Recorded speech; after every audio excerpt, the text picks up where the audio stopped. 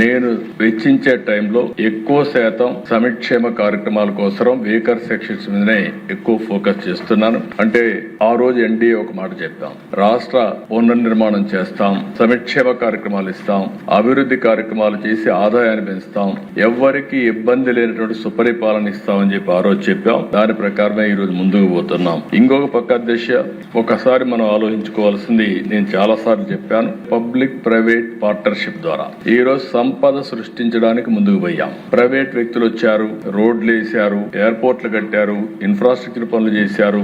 దానివల్ల సంపద వచ్చింది, మెరుగైన సదుపాయాలు వచ్చాయి. కానీ ఆర్థిక అసమానతలు పెరిగాయి.